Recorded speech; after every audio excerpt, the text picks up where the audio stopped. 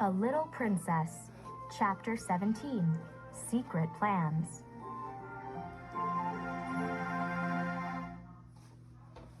Hi guys, today I'm going to read you a book called A Little Princess, Chapter 17, Secret Plans. The next day, a strange thing happened in the attic. Sarah was out doing errands as usual. So Mel the rat was the only one who saw and heard what happened. Mel had left his hole and was looking for food in Sarah's room. Suddenly, he heard a noise on the roof. Two men opened the skylight and then peered through it. One man was Ramdas, the Indian servant from the next door. The other was a young man, Mr. Carrisford's secretary.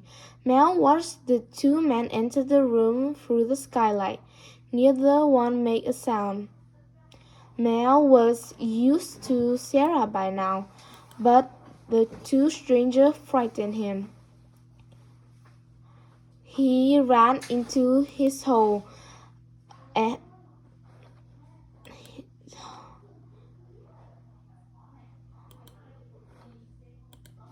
but he kept an eye on the two men.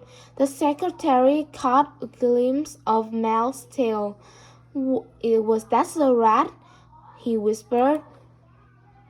To Ramdas. Yes, Ramdas whispered back. There are many rats living in this world. Ugh, exclaimed the young man. I surprised the girl is not terrified by them. She's not like the other children, replied Ramdas. She's a friend to all living creatures. I often watch her from the skylight and see her talking to the birds. She kind to humans too, Ramdas went on. The servant girl in the next door comes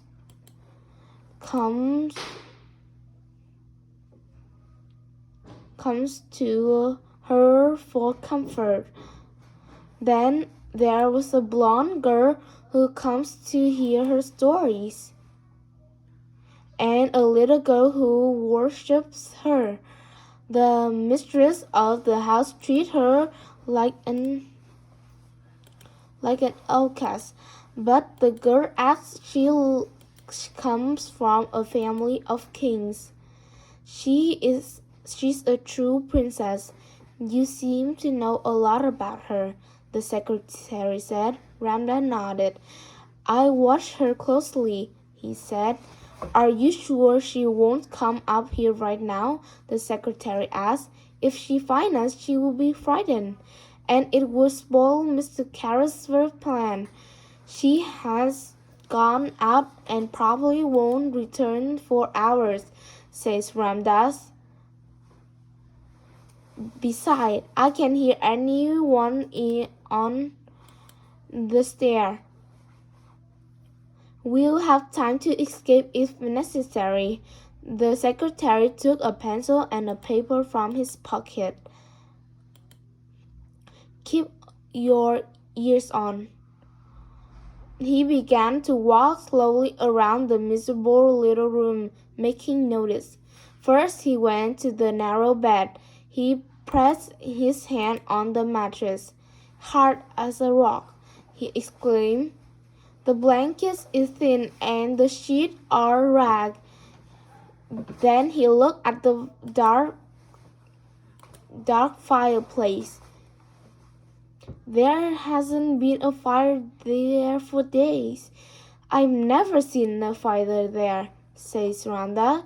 It's always freezing in here. I don't believe the headmistress cares how cold the girl gets. What a place for a child to sleep in, said the secretary. He noted the old table and bare floor.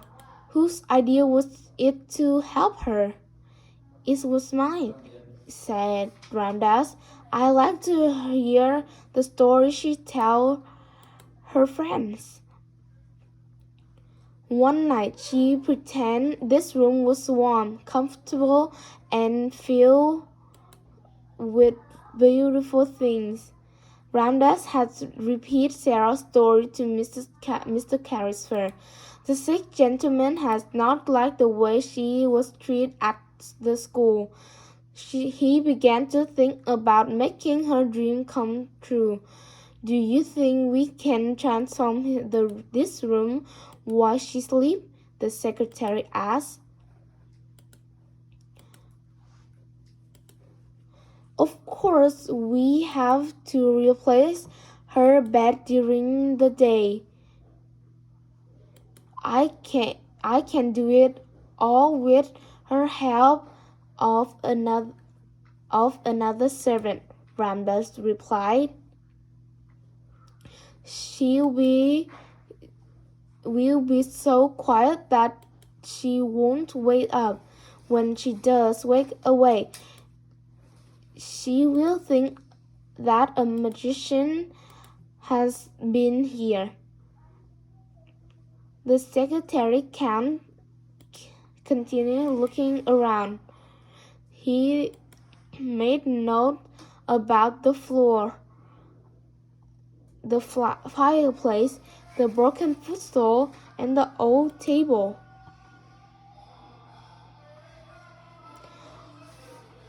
He also remarked that a number of old nails has been placed in the wall. Ramdas smiled mysteriously. Yesterday, when she was out, I entered the room bringing with me some sharp nails.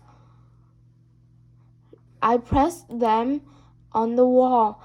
Where we will need them. The secretary nodded. You can hang things on them, he said. Soon the men were finished. I think I've made enough notes. We can go now, said the secretary. It's shame Mr. Carrisford had not found the lost child. He has such a warm heart. If he finds her, his strength will return. He will be well again, said Ramdas. I'm sure that. Two men slipped silently through the skylight and across the roof.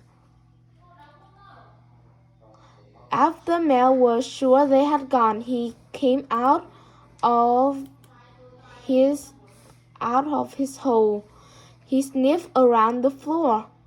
He didn't understand what the men had talked about, but he hoped they had dropped some crumbs.